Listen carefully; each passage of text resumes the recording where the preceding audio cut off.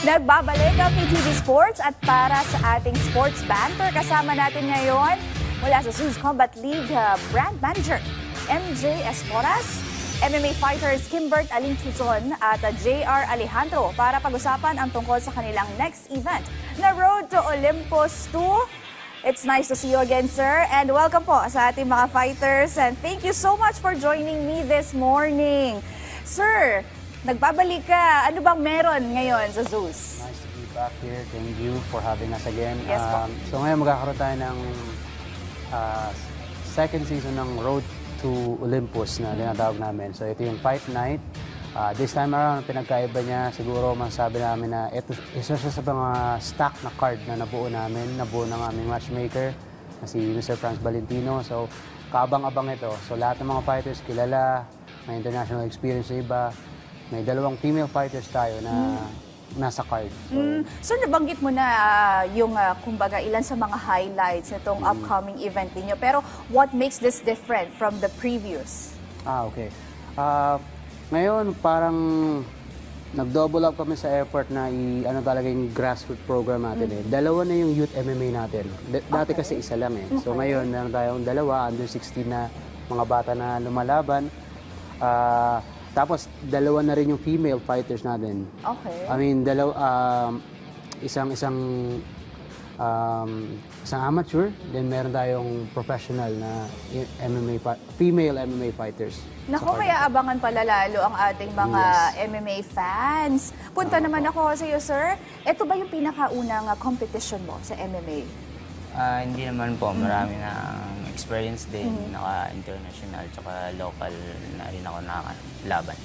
Gaano ka ka-excited for this upcoming Zeus Olympus 2? Sobrang excited po kasi yung paglalabanan namin title shot. So, malaking bagay ito para sa akin at sa aking team na makakuha yung belt. Title shot! Aba! Si pala isang dapat na abangan. Oo! So, ano siya, actually breaking news siya eh. So, last week lang namin in-announce na yung laban niya kay Jake Braun, isang promising fighter from Bicol, ay naging title shot na. Wow! So, yun po, kaabang-abang yan. Paano ka nagte-training? Paano ka, yung strategy mo ba going to this event or to this match?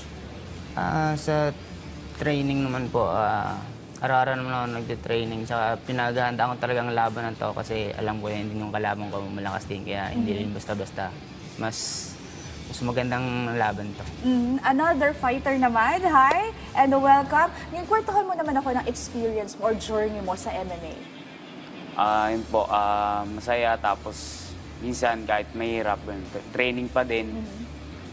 Yan, para sa pangarap ng pamilya. Okay, paano ka ba napasok dito sa sport na to? Yun po, dati po, nung elementary days po ganun, sumasali po ng mga competition, boxing. Tapos ngayon po nagkatrabaho, ganun. Tapos nag-try po na, ganun, parang session lang po nung una sa mga gym.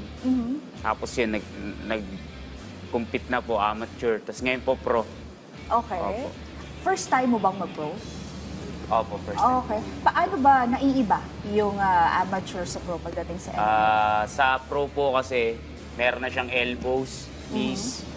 Marami pong binago sa rules tsaka sa laban. Kapag amateur po kasi merong shin guards.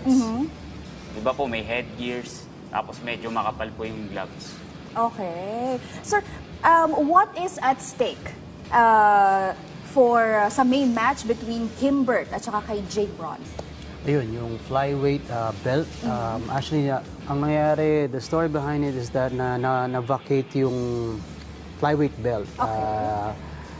Hawak siya dati ni Mr. F. Sevilla, ang aming former flyweight champion. So kaya nabuksan yung opportunity kay Kimbert at saka kay Jake Braun sa flyweight na to. Ayun, sobrang exciting to kasi parehas kumbaga ito yung hahanapin ng mga fans na matchup itong Kimbert versus Jake Braun na to.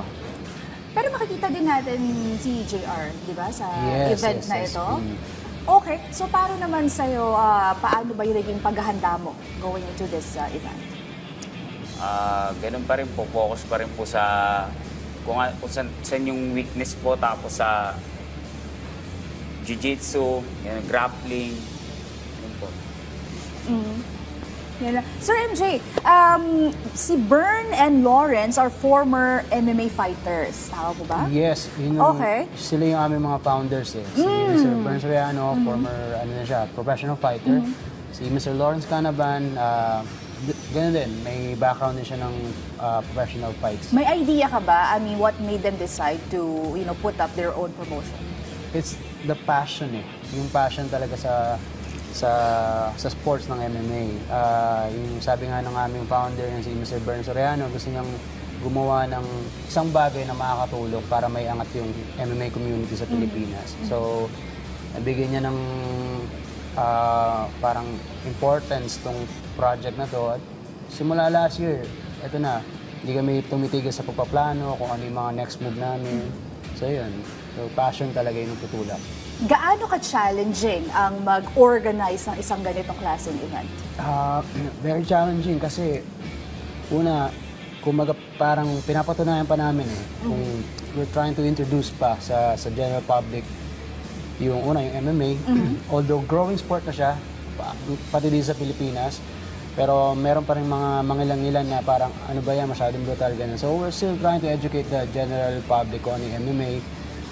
Pangalawa, yung sa pag-organize, yung I wish andito yung matchmaker kasi siya rin yung makakatulong sa pagsagot kung paano gumawa ng pool ng mga fighters na kinukuha, tapos kuha ng venue. Yung logistics, mahirap din. So, very challenging. Pero again, ang driving force is the passion. So, yun. I think yun din ang passion na meron dito si Kimbert at syempre meron tong si JM. Pero Kimbert, ikaw ang parang main event, diba? Dito sa title match itong sa event na SUS. So, may pressure ba yun sa'yo going into this match? Para sa akin, wala namang pressure kasi yung ginagawa ko, in-enjoy ko lang. Kung sabi nga nila kung saan ka masaya, enjoy mo lang. Tsaka malaking pasalamat ko sa promotion ng SUS sa pagbigay sa akin ng opportunity na ito at hindi ko yun sasayang. Gusto ko yun, no? I like the confidence, diba? Siyempre, walang pressure at all dahil nag-e-enjoy ka, which is very important, lalo na siyempre sa mga ganitong klase, sa sport lalo na special. Pero saan ka ba kumukuha ng hugot? Yung drive mo, yung passion mo, saan may hugot ka ba? O sino ba ang inspirasyon mo? Yung inspiration ko, yung wife ko, tsaka yung family, tsaka yung team ko. Kasi sila yung nandyan sa akin palagi na nagpupush sa training sa buhay ko. Yun yung pinakaano sa akin yung family ko, tsaka yung wife ko. Diba after every match, syempre, bugbog ka. Diba? So yung sa mga ganong, yung sa recovery stage mo or after every match na meron ka, ano yung pakiramdam ba in general, physically at saka mentally, whether you win or you lose the match? Sa akin, hindi ko naman consider na may talo o ano eh. Yung para sa akin, ano ko lang, inaano ko na experience, dagdag learnings. Kasi sa lab na to, wala namang panalo, wala namang talo. Always, pagtuntong mo pa lang sa cage, panalo ka na. Wow, ganda talaga ng optimism nito ni Kimber. Pero punta ako sa iyo, hindi ba kayo, syempre sa ganitong match, basagan talaga ng mukha to, bugbugan ng katawan. Paano nyo ba piniprepare yung mindset na every time na you step into the cage, syempre, gaano mo hinahanda yung sarili mo sa mga ganitong laban? Yun po sa training, focus po sa training, tapos hardening, pati po sa mga ka-sparring, nag-adapt na kami sa isa't isa kung ano yung game plan ng kalaban. Ginagawa namin sa training. Physical, usually nakikita ng mga tao, it's a physical game, physical sport. Pero pagdating naman sa mental aspect ng laro na to, paano nyo, kumbaga, tinetrain ba o yung sarili nyo pinapractice every match or before going to a match?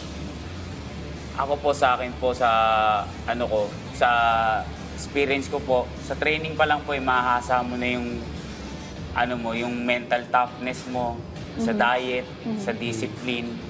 Doon pa lang po mo na siya. Kaya pagdating sa laban, parang katulad nga po ng sabi ni Kimbert, yun, enjoyin mo na lang yung ano.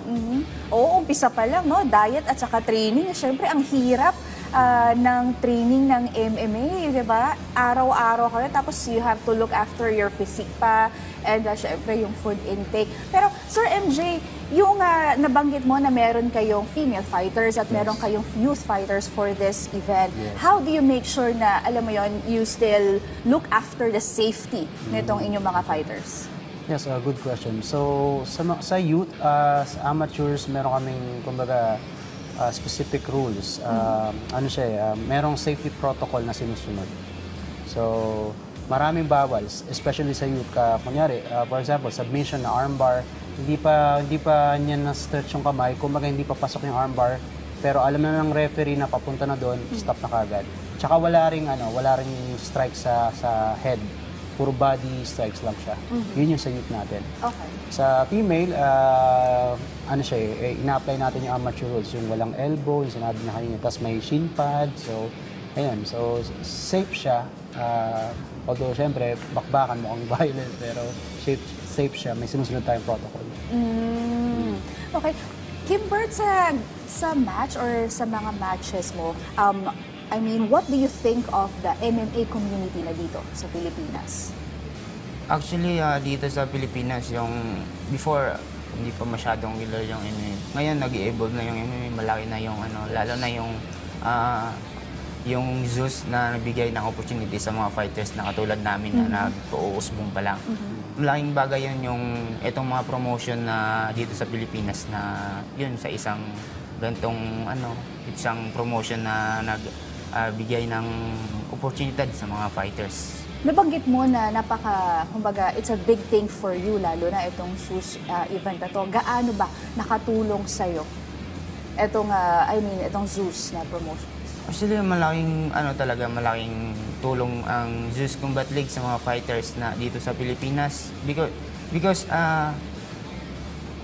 may mga fighters na kasi na hindi nabibigyan ng mga opportunity like this, di ba? So, malaking bagay ito na makapaglaro dito sa Zeus.